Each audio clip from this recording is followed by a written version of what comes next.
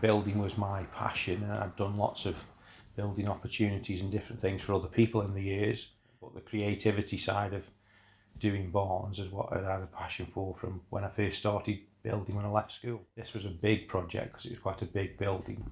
It was a big undertaking, and I run it alongside also doing work for other people. So it was mainly done at holiday times and weekends, and over a period of a couple of years before we actually moved into it. I think it was to try and keep a modern type, nice clean lines, that type of thing, but retain the character of the roof structure and the fabrication of the building so it didn't lose its identity as a barn. So we went for keeping certain timber type doors and wooden features and tiled floors right through, simply because we're in an area where we're surrounded by fields. So yes, it's nice and dry in the summer, but you get the mud in the winter, so being able to keep it tidy and clean and that sort of thing. We went for the more harder type surfaces for the floor. Side, we hadn't got the luxury of being able to have scaffolding up and fork trucks around, everything had to be carried in, so it was all physically brick by brick, all the internal walls, all the timbers, all the studding,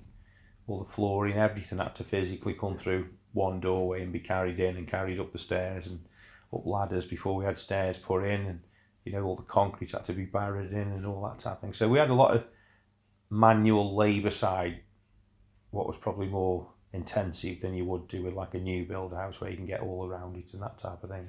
It was literally a cow shed. When we bought it, the cows were still in it eating hay when we came and viewed the place. So it goes that far back. It was literally 4 walls really. When we started, we had to take all the internals of the cow sheds out and break all them out and dig footings inside for internal walls and concretes and drainage and everything. So it was a big undertaking. It was a hearty task, enjoyable, and this will stand a lot longer than I'll be living at the end of the day. So we've left something here. But as regards to a new house, they're very clinical. Although this is newer inside, we've retained that character features of the actual barn, and it doesn't look like a brand new house, and that was important for me to do that. That was what I wanted, the look that I was trying to achieve.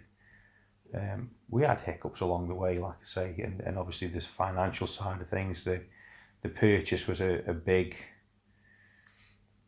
amount of money for anybody, and then we had a percentage of money that we'd saved on the purchase price, so we had a budget to start off buying the raw materials and that type of thing. But then the labour costs as well wasn't so much our time, and there was a lot of family members who we used to come on a weekend. There'd be like 6 or 7 of us here on a weekend doing different aspects of it, and without their support we wouldn't have been able to achieve it, and they gave up their time, and it almost become like a pet project for a group of us for a few years, with my dad who's now in his 70s and my Uncle John who's in his 80s now, but it used to get him here on a weekend. It gave them something to look forward to, from a point of view, and obviously the same thing if they'd never been involved with a job of this scale or anything in their lives. So from a natural point of view of the enthusiasm to do it and all that type of thing, yes, they weren't necessarily that physically able at that age, but the knowledge and their input was priceless. I think the barn was always going to be,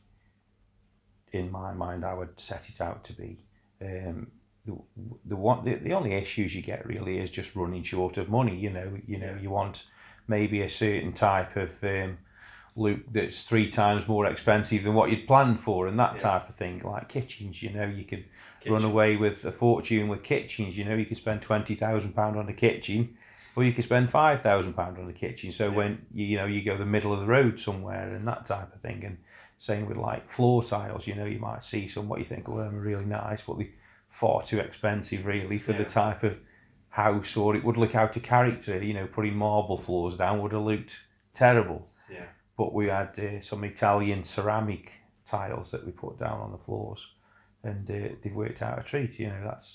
It's achieved the look that we wanted to achieve. So that in itself takes time, just sourcing the right material. When you're out buying it, you've got to have that image in your head of what it's going to look like. Are they going to look in character with the barn? Is it going to be in keeping? Because that's, again, the key part with any of these things is to maintain that character, and you can't get that with a new house. I think it's been a lifetime ambition by lots of people really to try and achieve something of this, which I have had the privilege of being able to do in my life. Whether I'd tackle another one is a different question, probably would, down to my nature, but I'm quite happy. I really love living here, and I think until somebody's actually gone through that process of creating something themselves, they won't enjoy.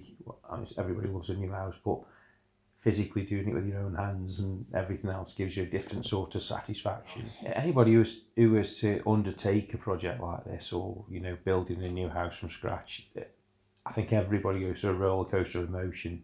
Certainly from the aspects of the planning side of things, trying to get what you want. If you can't get what you want all the time, how you compromise.